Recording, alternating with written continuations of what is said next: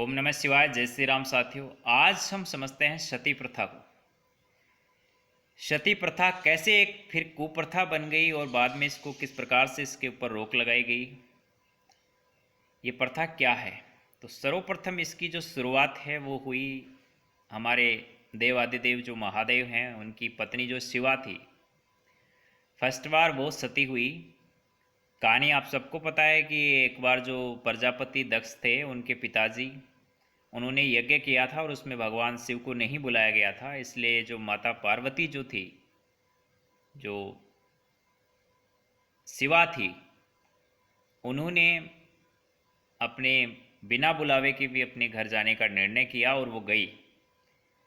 बाद में वहाँ पर अपने पिताजी के और अपने सगे संबंधियों के कटु वचन उनको सुनने पड़े, उनका अपमान हुआ और उनके जो महादेव उनके जो पति थे उनके बारे में जो कटाक्ष किए गए, टिप्पणियाँ की गई, कमेंट्स किए गए, उनसे वो दुखी होकर के अपने पति का अपमान सहन नहीं कर सकी और उन्होंने प्रथम बार जो है वो सती होने का निर्णय लिया। यानी कि वो अग्निकुंड में कूद करके उन्होंने सती हुई। तो सती प्रथा की जो शुरुआत थी वहीं से हुई। बाद में क्या हुआ कि जैसे हमारे राजपूत समाज के अंदर, खास करके राजस्थान के अंदर इसका बड़ा प्रचलन रहा कि हमारे जब कोई समाज का योद्धा जब मर जाता था तो उसकी पत्नी थी जो उसके साथ में सती हो जाती थी।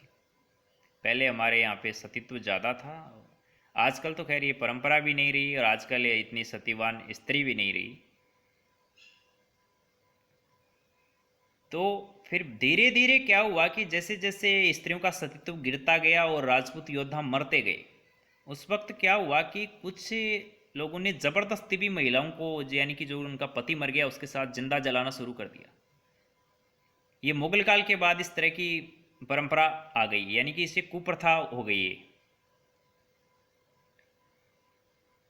तो फिर बाद में इसको हमारे राजा राम मोहन राय के विषय में आप जानते हैं, उन्होंने इस जो सती प्रथा है उसके ऊपर रोक लगवाई, कानूनी लड़ाई लड़ी, क्योंकि बाद में इसने एक कुप्रथा बन गई थी। महिलाओं को ज़बरदस्ती, मतलब उनको टॉर्चर करने की प्रथा ये बन गई थी। और हमारे राजस्थान के अंदर तो क्या रहा कि हमारे राजस्थान की महिलाएं बहुत ही मतलब सतीत्व के प्रति, अपने शील के प्रति, बहुत ही आत्मसम्मान के प्रति इन्होंने मतलब अपनी जान की परवाह भी नहीं करी। तो हमारे राजपूती योद्धा, राजस्थान के जो सूरवीर थे, जो सूरा थे, वो अगर युद्ध के अंदर मर जाते थे तो हमारी क्षत्राणियाँ जो थी, इन्होंने पराये पुरुष के दर्शन करना भी उचित नहीं समझती थी और विधर्मी थे जो इनके साथ इनके सतीत्व को भंग करने के लिए ही, आपने सुन रखा होगा, इतिहास पढ़ा है कि कुछ हमारी जो राजपूत स्त्रियां थी, जो राजस्थान की जो रानियां थी, यहाँ की जो बहन बेटियां थी, वो बहुत सुंदर हुआ करती थी। उनका मुख देखने के लिए विधर्मी अटैक कर देते थे। तो भी हमारे योद्धा भाई बहनों ने अपना बलिदान दिया और हमारी माताओं ने जिंदा अग्निकुंड में अपना शरीर का त्याग किया, अपने शील के लिए, अपने आत्मसम्मान के लिए, अपने स्वाभिमान की रक्षा के लिए, और विधर्मियों को कभी अपने दर्शन भी नहीं होने दिए। तो ये हमारे राजस्थान की पहचान है और मैं उन सत्राणियों को बहुत नमन करता हूँ और उन वीर योद्धाओं को भी नमन करता हूँ जिन्होंने अपनी बहन बेटियों की रक्षा के लिए अपना बलिदान दिया। लेकिन आधुनिक समय के अंदर कुछ लोग उनको पता नहीं है, इतिहास की कोई जानकारी नहीं है, ऐसे ही कहते हैं कि सती प्रथा है, ऐसे ही ज़बरदस्ती महिलाओं को जलाया जाता था, वो होता था।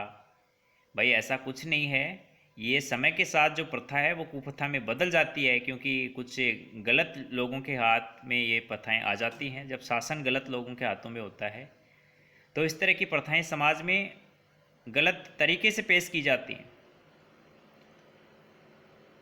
तो अपने इतिहास को पूरा जानें, बिना उसके बारे में कोई टीका टिप्पणी नहीं करें।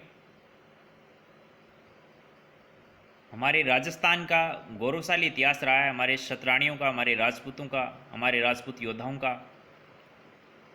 और राजस्थान के अंदर जितने भी रहते हैं, चाहे वो किसी भी समाज से आते हैं, किसी भी वर्ग से आते हैं, 7 जात 36 बिरादरी, वो सारे राजपूत हैं, सारे योद्धा हैं। आज भले ही उन्होंने अलग अलग काम पकड़ लिया हो, लेकिन उन्होंने लड़ाइयाँ लड़ी हैं इतिहास के अंदर। सब ने अपना खून बहाया है, सब ने अपना बलिदान दिया है। अरे यहाँ तो ऐसे ऐसे योद्धा हुए हैं जहाँ के सिर कटने के बाद मुंड लड़े हैं, सिर कटाया है और कटने के बाद भी धड़ से लड़ाइयाँ लड़ी हैं, सर हंसते रहे हैं।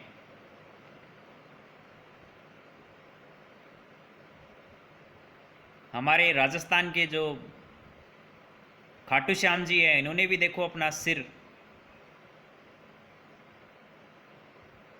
का ही तो बलिदान दिया। हमारी शतरानी शलय कंवर, जिन्होंने अपने पति को लिए निशानी के लिए युद्ध में जाते हुए अपने पति को अपना सर काट करके निशानी दे दी, तो उन शतरानियों के प्रति, उन राजपूत महापुरुषों के प्रति, उन योद्धाओं के प्रति अगर आप गाली देते हैं तो हमें ठेस पहुंचती है दिल से।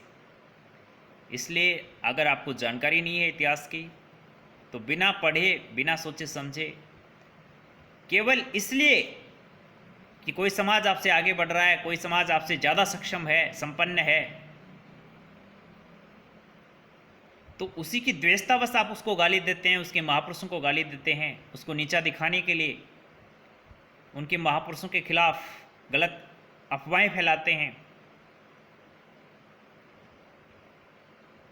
तो इस तरह का व्यवहार आप ना करें, क्योंकि महापुरुष कोई जाति नहीं है, कोई धर्म नहीं है। महापुरुष तो वही होता है जो जाति और धर्म से आगे बढ़ गया, जाति और धर्म से बढ़ कर के उसने सोचा।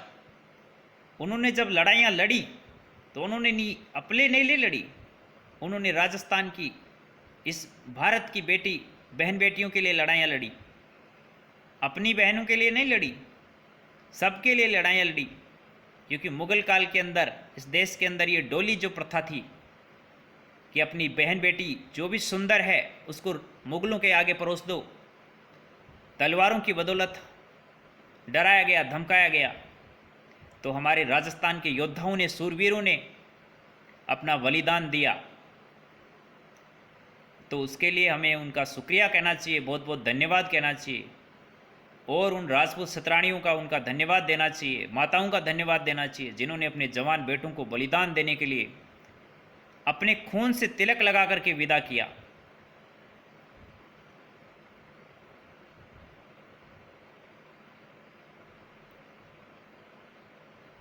तो ऐसे योद्धाओं का मैं हमेशा सम्मान करता हूं और करता रहूँगा।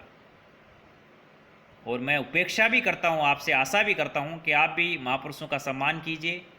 महापुरुष चाहे किसी भी जाति वर्ग विशेष से आते हैं, क्योंकि वो उससे ऊपर उठ चुके, वो महापुरुष हैं। धन्यवाद। जय हिंद, जय भारत।